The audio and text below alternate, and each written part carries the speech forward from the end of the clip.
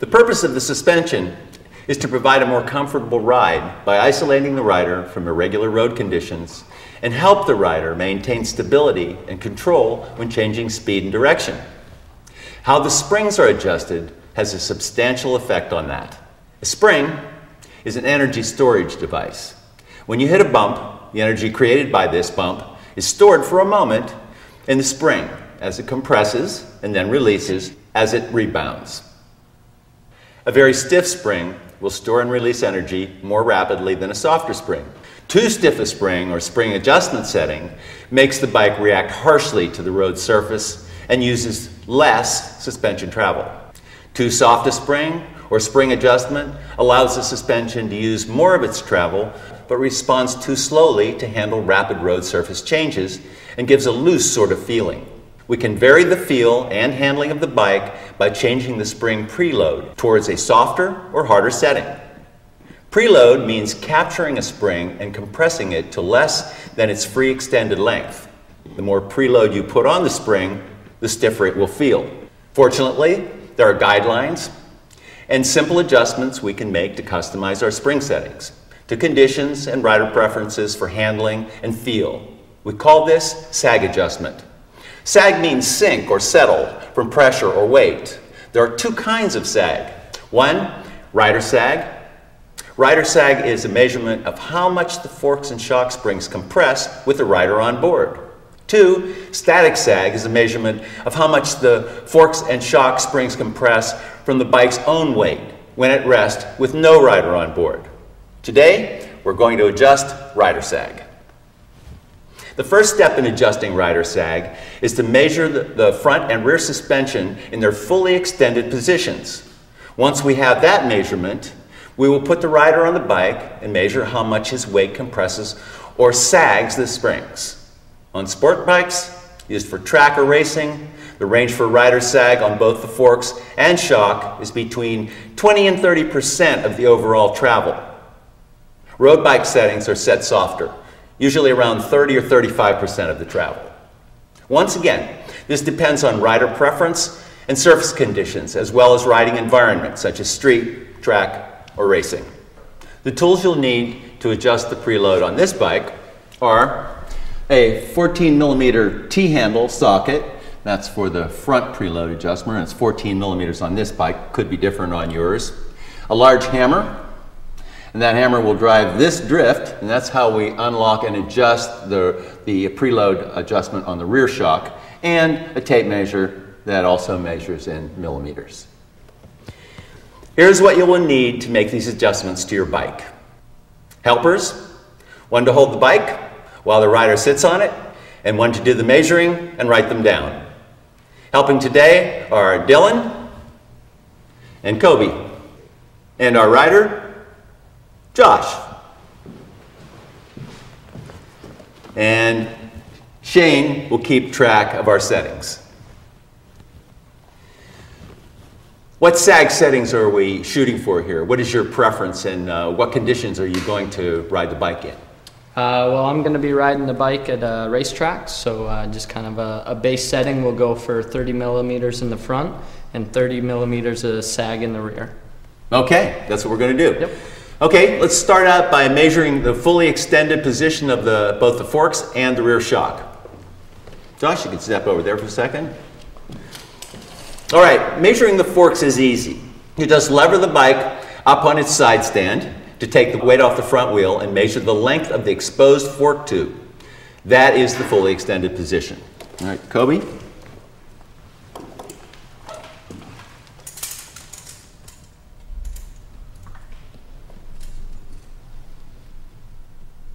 All right, 137 millimeters. 137 millimeters, good. Shane, write that down. Great, okay, good. Now the rear. To get an accurate measurement, find a spot on the swing arm and a spot on the tail section to take the measurement. Usually, hooking the end of the pull tape on the axle is easiest for the swing arm position. Make sure you go straight up from the swing arm position to the tail section to get an accurate measurement. You may have to put a piece of tape on the tail section if there isn't a suitable surface to measure from.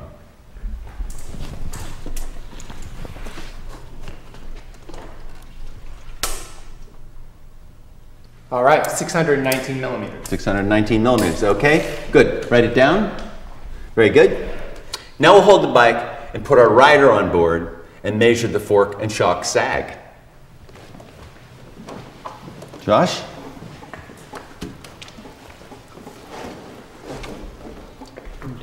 Well, you'll notice that Josh has his leathers and his helmet, so we want to get the complete rider weight on this. All right.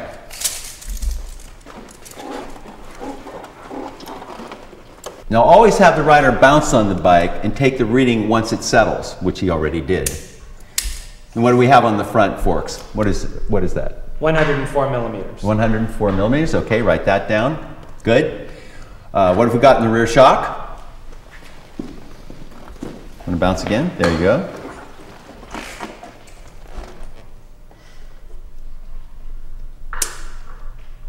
$594 millimeters. Okay, 594.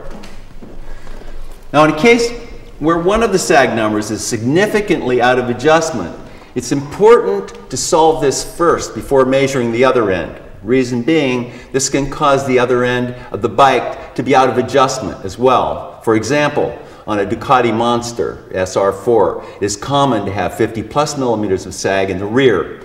This effectively takes all of the weight off the front end of the bike, causing the sag at the forks to be too small, like 20 millimeters.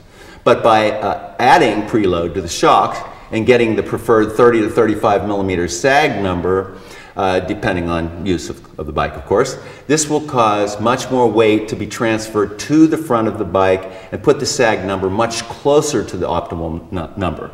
Now, when you measure the front, you'll find the sag is close to 30 millimeters, so you won't need to adjust the fork preload as much as initially thought. In this case, the bike is pretty close. Okay, our rider told us he'd like 30 millimeters on the forks and 30 millimeters on the shock, so we have to add 3 millimeters of preload on the forks and take out 5 millimeters in the shock by adjusting the preload. We got the sag measurement by subtracting the rider on number from the fully extended number. In this case, it's 137 millimeters less 104 millimeters, and that equals 33 millimeters on the forks. We'll need to go 3 millimeters to get his preferred sag. Okay? We aren't too far off on either end, so let's adjust the forks and add preload. Kobe? T-handle? All right.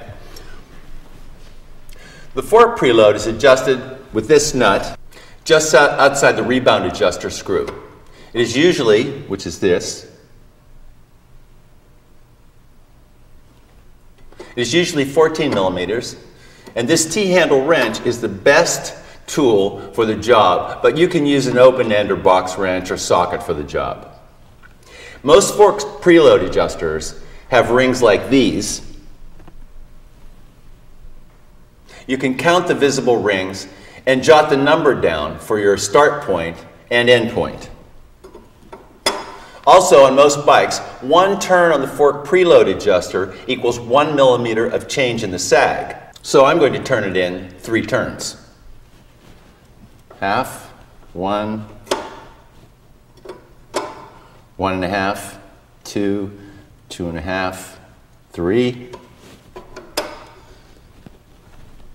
Half, 1, 1.5, 2, 2.5, 3. All right. Let's have our rider climb back onto the bike and see what we've got so far.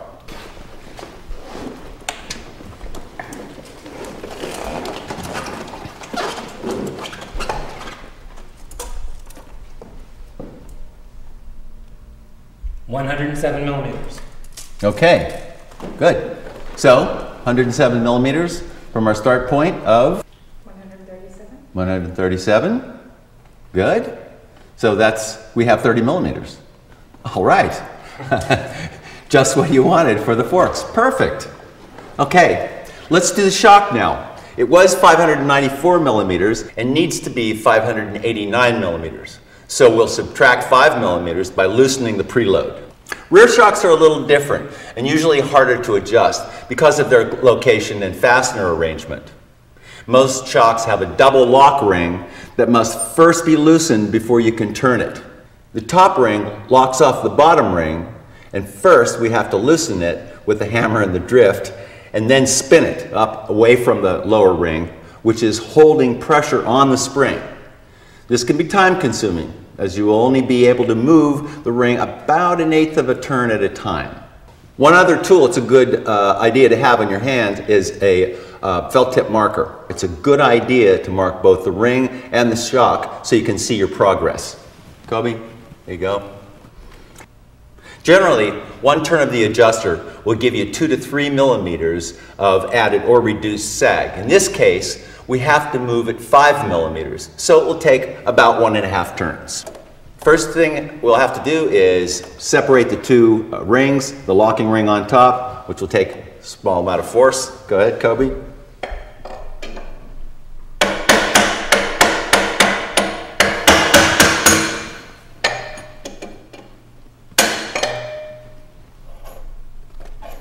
Great, have you got it marked? Yes, sir. Excellent, okay, so we're going to take out about 1.5 turns, so go for it.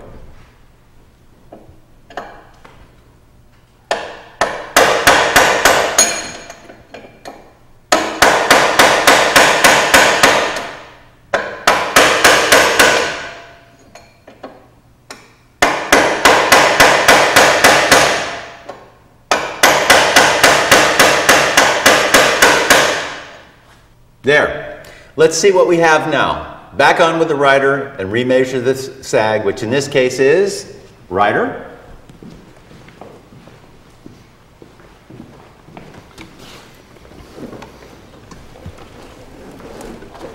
It does its bounce. Good. It settles. We remeasure. You come up 589 millimeters. 589 millimeters. Okay. 589 millimeters is exactly what we were looking for, and we've got 30 millimeters of sag in the rear. That's perfect. Good. Now let's tighten the lock ring. Thanks, Josh. You bet. Your bike is adjusted. Ready to race. Now let's tighten the lock ring so the preload adjuster can't back off while you ride the bike.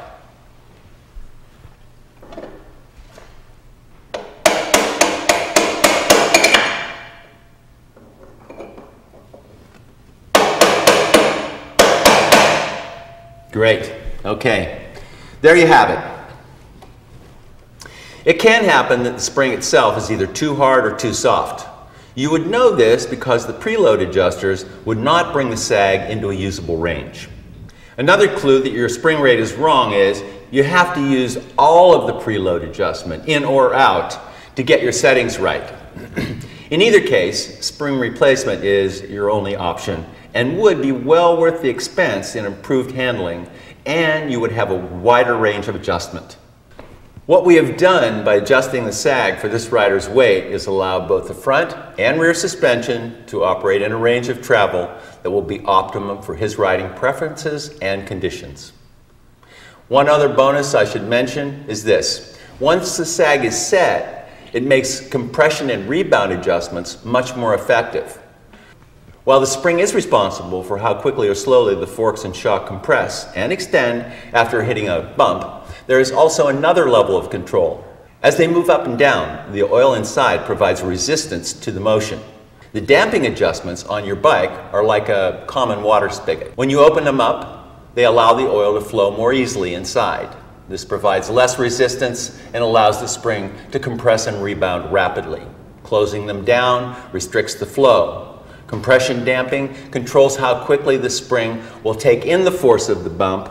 Rebound damping controls how quickly it will release it. The screw at the top of the forks is the rebound adjuster, and this one at the bottom is the compression.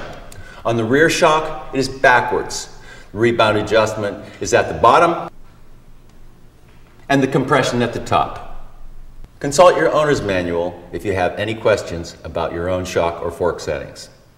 That's it. Thanks for watching.